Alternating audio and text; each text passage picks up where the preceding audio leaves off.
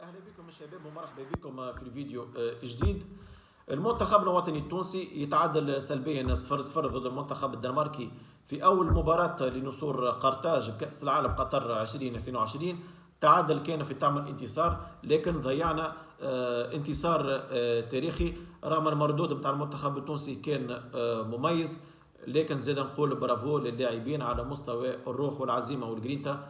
برافو للناخب الوطني جلال القادري اللي عرف كيفاش يحضر مباراة كما يلزم، وبرافو زاد الجماهير المنتخب التونسي في المقابلة هذه كانوا مصدر رقم 12، عطاو الدعم وشحنة معنوية للاعبين حتى الآخر المقابلة. قبل ما نحكيو على المباراة ما تنساوش كما العادة تعملوا كومنتير وجيم وبارتاج وتشترك في القناة وتفعل جرس التنبيهات باش يوصلكم جديد. قلت راني في الفيديو اللي فات راهو المنتخب التونسي قادر باش يخرج بنتيجة إيجابية أمام منتخب عنيد كما المنتخب الدنماركي، إذا نكونوا في المقابلة ذي حاضرين بدنيا وذهنيا. لكن بصراحة المنتخب التونسي فاجأني بأداء كبير في هذه المقابلة، خاصة في الشوط الأول اللي المنتخب التونسي سيطر على المنتخب الدنماركي على مستوى الفني والتكتيكي، رغم اللي الشوط الثاني كانت أفضلية المنتخب الدنماركي، لكن المنتخب التونسي عرف كيفاش يتعامل في ظروف كما هذيا. هذا بفضل المدرب جلال القادري اللي عرف كيفاش يقرا مليح نقاط القوه ونقاط الضعف نتاع المنتخب الدنماركي. وقلت زاد في الفيديو اللي فات اللي راهو المنتخب الدنماركي من المنتخبات مرشحه باش يتعدى دور ثاني ويكون حصان الاسود في هذه كاس العالم. وهاكم شفتوا اللي كانت ضغط مسلط عليه في المقابله هذه، لكن المدرب جلال القادري عرف كيفاش يتعامل في الظروف كما هذيا، وخاصة اللاعبين نتاع المنتخب التونسي كانوا حاضرين على مستوى البدني والذهني، وايضا كانوا موجودين على مستوى الروح والعزيمة والجرينتا. رغم ان نتيجة تعادل خير من البلاش باش تخلينا تعطينا شحنة معنوية للمقابلة الثانية ان شاء الله نهار السبت ضد المنتخب الاسترالي. خلينا نعطيكم تشكيلة المنتخب التونسي اللي اعتمد عليها الناخب الوطني جلال القادري. رسم تكتيكي اللي هو 3-4-2-1. في حراسة المرمى أيمن الدحمان. ثلاثي محور الدفاع متكون كل من ياسين مرياح، منتصر الطالبي، ديلان برون. بالنسبة لدو اكسونتري على اليمين محمد راجل وعلى اليسار علي عابدي. بالنسبة إلى ثنائي خط وسط ميدان دفاعي متكون كل من ياسر سخيري وعيسى عيدوني، رغم اللي انا تخوفت بصراحه انه زوز مع بعضهم صعيب باش يكونوا ينجحوا مع بعضهم، يكونوا فيها توازن. بالنسبه الى ثنائي خط وسط هجومي لدو معناتها زوز صانعين العاب متكون كل من يوسف مساكني وانيس بن سليمان.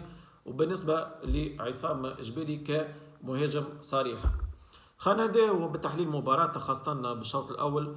المنتخب التونسي قدم شوط كبير برشا ما عرفناهوش منذ مونديال 78 أمام منتخب في مستوى عالي كما المنتخب الدنماركي.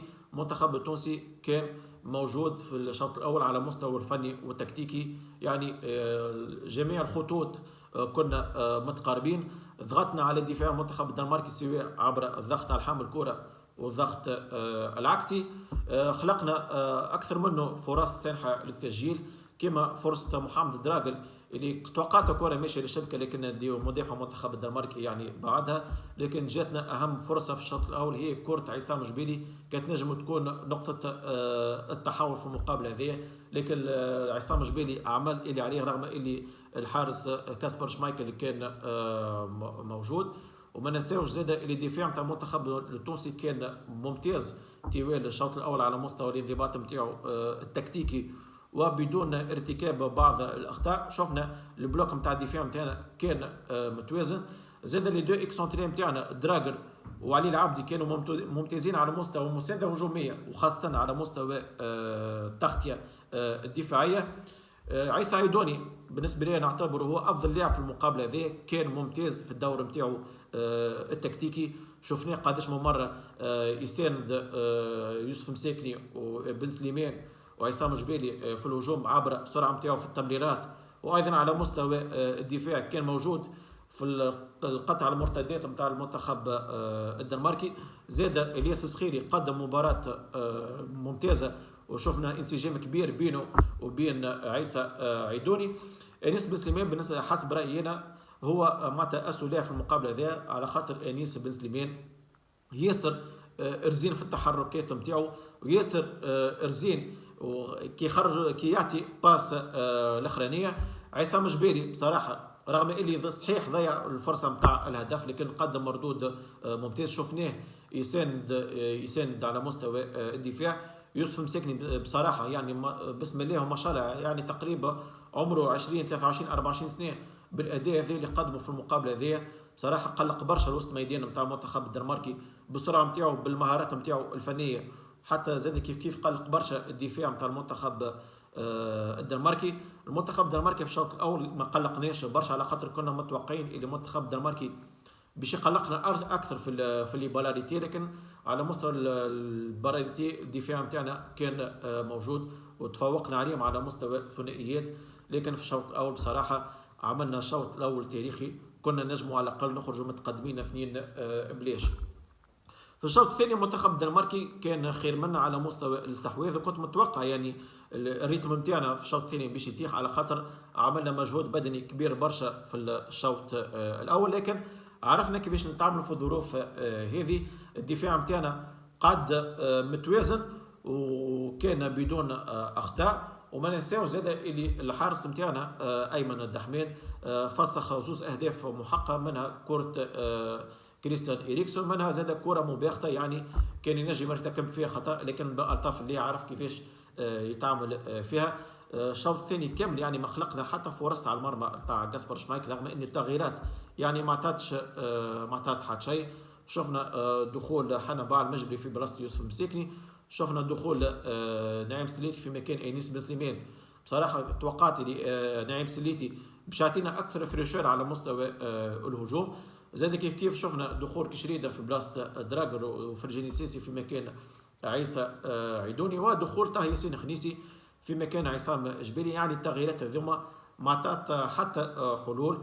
استنيت من نعيم سليتي وسورتو ياسين خنيسي باش يعطيو اكثر فريشور في الهجوم، رغم اللي انا فضلت ندخل سيف الدين جزيري يعني على حساب طه ياسين خنيسي، على خاطره سيف الدين جزيري يقلق برشا الدفاع خاصه بالسرعه نتاعو بالمهارات نتاعو الفنيه. لكن المنتخب التونسي مجملا قدم مردود يعني تليق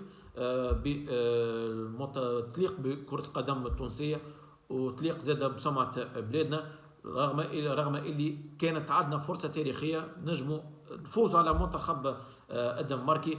هاكم شفتوا المنتخب السعودي عمل مفاجاه كبيره في المقابله، ربح المنتخب الارجنتيني اللي هو احد مرشحين باش يمشيوا له بعيد في كاس العالم. يعني كنا نجموا نعملوا كما المنتخب السعودي، لكن الاهم شيء هي النتيجه والاداء، وان شاء الله يعني الاداء والروح والعزيمه نشوفوها في المقابله الثانيه ان شاء الله ضد المنتخب الاسترالي. ان شاء الله الفيديو هذا يعجبكم، كما العاده ما تنساوش كومنتير وجيم وبارتاج وتشترك في القناه وتفعل جرس التنبيهات باش يوصلكم جديد.